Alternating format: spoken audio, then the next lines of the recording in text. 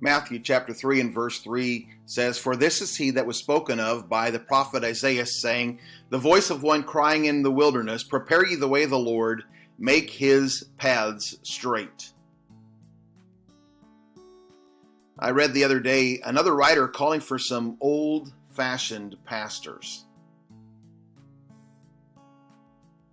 The author did not give much of a definition of what that would be, except to say we needed them and that it might mean something different to different people. Being old-fashioned is not necessarily positive. For instance, some old-fashioned pastors were holy rollers, some were little better than purveyors of snake oil, and some old-fashioned pastors even led their people to persecute those who disagreed with them. Old-fashioned is not necessarily a virtue.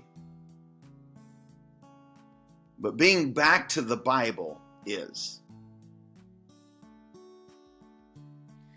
We can't be much more of an old-fashioned Bible preacher than being a John the Baptist type preacher.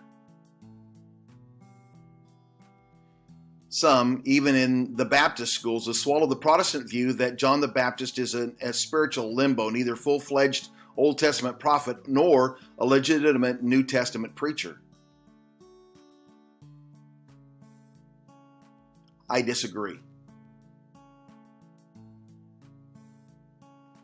Mark chapter 1 says the beginning of the gospel of Jesus Christ, and then it says John did baptize and preach.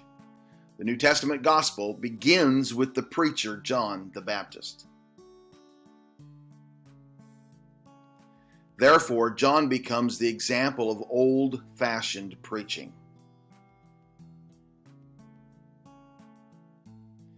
The old-fashioned preacher I'm looking for calls for people to prepare and make straight the way of the Lord.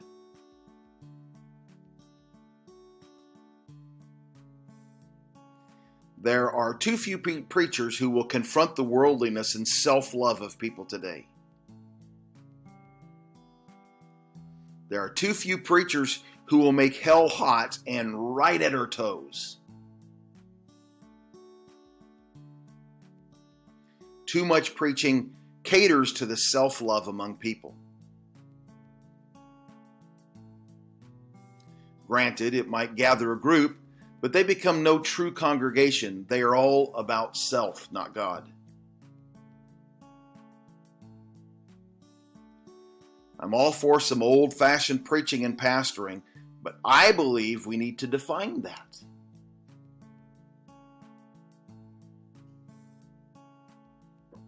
And I believe it is best defined by the example of John the Baptist.